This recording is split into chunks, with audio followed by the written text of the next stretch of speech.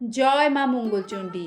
নমস্কার দর্শক বন্ধুরা, আজকের ভিডিওতে আপনারা দেখবেন 2026 সালে জ্যৈষ্ঠ মাসের জয় মঙ্গলবার ব্রত বা জয় মঙ্গলচণ্ডী ব্রতের তারিখ, সময়সূচি, ব্রতের বিধান, উপকরণ, মন্ত্র, বিধি নিষেধ ইত্যাদি।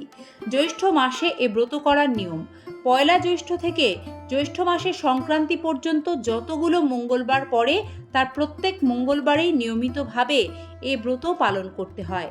কুমারী ও সধবারা জয় মঙ্গলচণ্ডী ব্রত করতে পারে। 2026 সালে জ্যৈষ্ঠ মাসে মোট 4টি মঙ্গলবার পড়েছে। প্রথম মঙ্গলবার চৌঠা জ্যৈষ্ঠ, ইংরাজি 19শে মে। দ্বিতীয় মঙ্গলবার 11ই জ্যৈষ্ঠ, ইংরাজি 26শে মে। তৃতীয় মঙ্গলবার 18ই জ্যৈষ্ঠ, ইংরাজি 2রা জুন। এবং চতুর্থ ও সর্বশেষ মঙ্গলবার 25শে জ্যৈষ্ঠ, ইংরাজি 9 জুন। এবার আমরা একে একে আপনাদের জয় মঙ্গলচণ্ডী ব্রতের উপকরণ ও বিধান সম্পর্কে জানাচ্ছি। 17টি সুপারি, ধান, দূর্বা, ফুল, পাকা আম, পৈতে ও কাঁঠাল ইত্যাদি এ ব্রতের মূল উপকরণ। এছাড়াও একটি সিঁদুর কৌটো, একখানা আয়না ও চিরুনি। প্রথমে আলপনা দিয়ে একটি পদ্ম এঁকে তার মাঝখানে কতগুলো ধান ছড়িয়ে দিয়ে তার ওপর মঙ্গল ঘট বসাতে হয়। একেই মঙ্গলচণ্ডীর ঘট বলা হয়। ওই ঘটের গায়ে সিঁদুর দিয়ে স্বস্তিকের 2টি চিহ্ন এঁকে দিতে হবে। ঘটে জল ভর্তি করে তার উপর রাখতে হবে 2টো পান আর একটি কলা। ঘটের পাশেই রাখতে হবে ভাড়া। ওই সময় সাধারণত যেসব ফল পাওয়া যায় তাই দিয়েই ভাড়া তৈরি করা হয়। এতে দিতে হয় 2টি করে আম, কলা, লেবু, লিচু, জামরুল, খেজুর, গোলাপজাম, কালোজাম ও গোটা সুপারি। এর ওপর একটা গোটা কাঁঠালও দেওয়া যেতে পারে। তারপর সেই ভাড়ার পাশে রাখতে হবে জল। 17টি কাঁঠাল পাতা, একটি বেল পাতা একসঙ্গে বেঁধে ভাড়ার পাশে রাখা কর্তব্য। 17 গাছা দূর্বা একটা কলার ঠোলায় পুড়ে তার কাছেই রাখতে হবে। সেই থোলাটির গায়ে যেন সিঁদুর মাখানো থাকে। এর ওপর 17টি তুলসী পাতা, 17টি আমন ধানের চাল ও 17টি যবের চাল এক টুকরো কলা পাতায় মুড়ে সেই ভাড়ার কাছে রেখে দেবেন। প্রত্যেক ব্রতীর জন্য একটি সিঁদুর কৌটো, একখানা আয়না ও একটি চিরুনি অবশ্যই দিতে হবে। আর পুরোহিত পূজা করবে তখন সংকল্প করে নিতে হবে। পুজোয় সাধ্যমতো ফল মূল নৈবেদ্য দেওয়ার নিয়ম আছে। পুজোর শেষে কলার থোলায় সেই ধান ও যবের চাল তুলসী পাতা ও কলার সঙ্গে মেখে নিয়ে গিলে খেতে হয়। এইগুলো খাওয়ার সময় সাবধান হয়ে গিলতে হবে যাতে সেগুলি দাঁতে না ঠেকে যায়। এটাই হলো জয় মঙ্গলচণ্ডী ব্রতের গদ খাওয়ার নিয়ম। এই সম্পূর্ণ গদকে 3 ভাগ করে 3 বারে সমস্তটা খেয়ে নেওয়াই বিধি। ব্রতীরা দিনের বেলা ফলমূল ও রাত্রিরে লুচি খেতে পারে, কিংবা দিনের বেলায় লুচি আর রাত্রিরে ফলমূল খেতে পারে। তবে এই দিন অন্ন গ্রহণ করতে নেই। জয় মঙ্গলচণ্ডীর ব্রতকথা। ব্রতকথা শোনার সময় 3 গাছা দূর্বা ও একটি করে ফুল হাতে নিয়ে ব্রতকথা শুনতে হয় এবং ব্রতকথা শেষ হলে তবে জল খাওয়া যায়। শিবের বাড়ি কৈলাস পর্বতে। আকাশ থেকে যেন কোটি কোটি চাঁদের আলো ঝরে পড়ছে সেখানে। গন্ধর্ব, কিন্নর, যক্ষ ও বিদ্যাধরদের গানে কৈলাসে শিবলোক পরিপূর্ণ হয়ে আছে।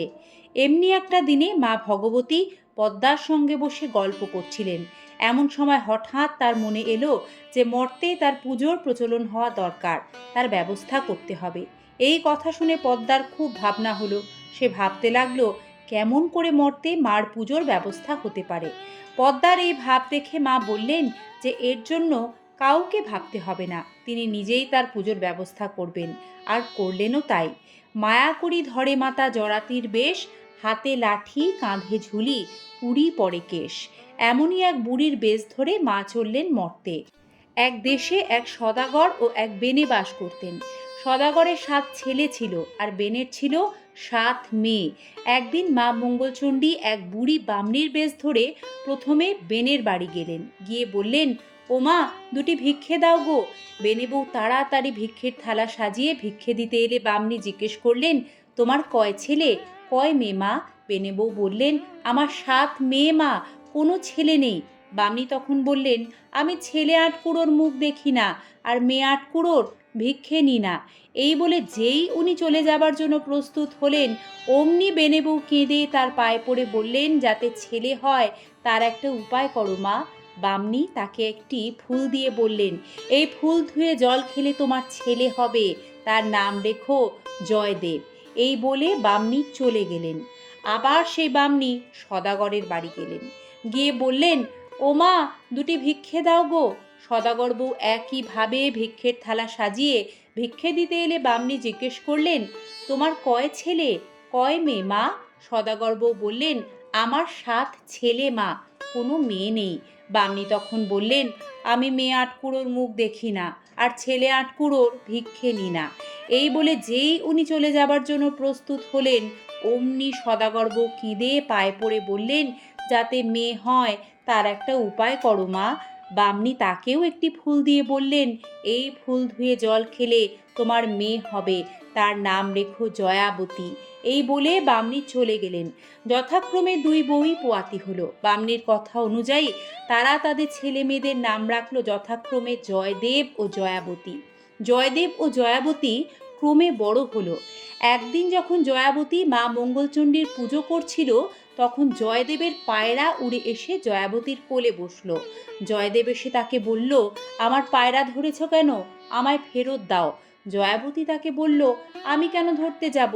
ও তো নিজেই এসে বসেছে আমার কোলে, আর আমি ওকে দেব না। জয়দেব রেগে গিয়ে তার পুজোর উপকরণের দিকে তাকিয়ে বলল, যদি না দাও তাহলে এইসব কিন্তু আমি ফেলে দেব। এই কথা শুনে জয়াবতী ভয় পেয়ে বলল, এরম বলতে নেই, আমি মা মঙ্গলচণ্ডীর জয় মঙ্গলবার ব্রত করছি। জয়দেব জিজ্ঞাসা করল, এতে কি হয়?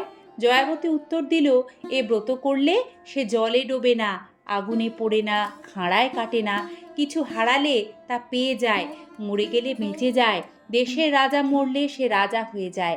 এই কথা বলার পর তিনি জয়দেবকে তার পায়রা ফিরিয়ে দিলেন।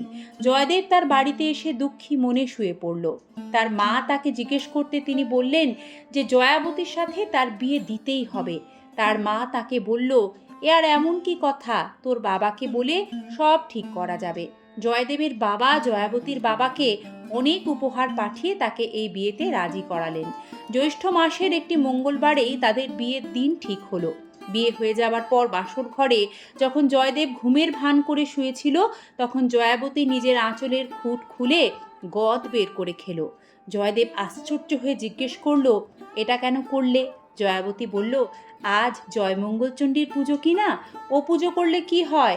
জয়দেব আবারও জিজ্ঞাসা করলো। জয়াবতী উত্তরে বলল, এ ব্রত করলে সে জলে ডোবে না, আগুনে পড়ে না, খাঁড়ায় কাটে না, কিছু হারালে তা পেয়ে যায়, মরে গেলে বেঁচে যায়, দেশের রাজা মরলে সে রাজা হয়ে যায়। বিয়ের আগেই তো তোমায় বলেছিলাম। পরদিন সকালে 7 ডিঙা নানা ধনে পূর্ণ করে জয়াবতীর বাড়ি থেকে সবাই রওনা দিল। অনেক দূর যখন সমুদ্রের চারদিকে শুধুই জল, তখন জয়দেব জয়াবতীকে ডেকে বললেন, দেখো এখানে জলদস্যুর ভয় বড়, তুমি গয়নাগাটি সব খুলে ফেলো। সমস্ত গয়নাগাটি খুলে নিয়ে জয়দেব একটা পুঁটলি করে জলে ফেলে দিল। ফেলে দিতেই একটা রাঘব বোয়াল সেই পুঁটলি গিলে ফেললো। তারপর যখন জয়দেবের বাড়ি বরকনে এলো, পাড়ার সবাই তাদের বরণ করে তুলতে গিয়ে নিজেদের মধ্যেই বলল, মা গো, মেয়েকে গয়নাগাটি কিছুই দেয়নি। জয়দেবের কানে কথা যেতেই তিনি সবাইকে চুপ করতে বললেন। জয়দেবের বোনেরা বললেন, শ্বশুরবাড়ির ওপর কি টান দাদার। এরপর যখন বউ ভাতের সময় এলো, তখন এক সমস্যা উপস্থিত হলো। কোনো জলাশয়ে নাকি মাছ পাওয়া যাচ্ছিল না। জেলেরা বারবার খালি হাতে ফিরে আসছিল। এই কথা শুনে জয়াবতী তাদের সমুদ্রে জাল ফেলতে বললেন। জেলেরা সেই কথা মতো সমুদ্রে জাল ফেলে ওই রাঘব বোয়াল মাছটাকেই ধরল। কিন্তু মাছটা ধরা পড়লেও কেউ সেটা কুটতে পারছিল না। শেষে জয়াবতী বলল, আমি মাছ কুটব। শুনে সকলে হো হো করে হেসে উঠল। কিন্তু জয়াবতী মা মঙ্গলচণ্ডীকে স্মরণ করে মাছ কুটতে গেলেন। যেই না বটির গায়ে মাছ ঠেকালেন, অমনি মাছ কেটে টুকরো টুকরো হয়ে গেল, আর সেই গয়নার পুটুলি তার কোলে এসে পড়ল। তারপর যখন জয়াবতী সেই গয়নাগাটি পরে বেরিয়ে এলেন, সবাই তাকে দেখে অবাক হয়ে গেল। জয়দেব সেই গহনা ফিরে পেতে মনে মনে ভাবলেন যে সত্যি তো হারানো জিনিস ফিরে এলো। এরপর রান্না করার কথা এলে জয়দেব বললেন, জয়াবতী সবার রান্না করবে আজ। জয়াবতী তখন মা মঙ্গলচণ্ডীকে স্মরণ করে নাড়তে গেলেন। সবাই খেয়ে খুব সুখ্যাতি করলো। এরপর তাদের যথাসময়ে একটি ছেলে হলো। একদিন ছেলেকে শুয়ে জয়াবতী কাজে গেছে, জয়দেব এসে ছেলেকে নিয়ে গিয়ে কুমোরের পোয়ানে ফেলে দিয়ে এলো। সেদিন কুমোরের পোয়ানে উনুনই জ্বলল না। মা মঙ্গলচণ্ডী এসে ছেলেকে নিয়ে জয়াবতীর কোলে আবার দিয়ে দিলেন। আর একদিন জয়দেব ছেলেকে নিয়ে পুকুরে সিঁড়ির তলায় ঘাড় গুঁজে পুঁতে দিয়ে এলো।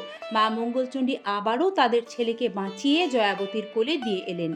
একদিন জয়াবতী ছেলেকে শুইয়ে রেখে কাজ করতে গেলেন। এসে দেখেন জয়দেব ছেলেকে একখানা কাটারি দিয়ে কাটতে যাচ্ছে। জয়াবতী দেখেই ছুটে এসে চেঁচিয়ে উঠে বললেন, তোমার এখনো বিশ্বাস হলো না? জয়দেব তখন হাত থেকে কাটারি ফেলে বললেন, হ্যাঁ, এইবার আমার বিশ্বাস হয়েছে। তারপর জয়াবতীর আরও অনেক ছেলেমেয়ে হলো। জয়দেব এবং জয়াবতী সুখে ঘরকন্না করতে লাগলেন। তারা তাদের সমস্ত ছেলেমেয়েদের এই ব্রতের কথা বলে প্রচার করতে বললেন। ধীরে ধীরে এভাবেই জয় মঙ্গলবার ব্রত সবার মধ্যে প্রচার পেল।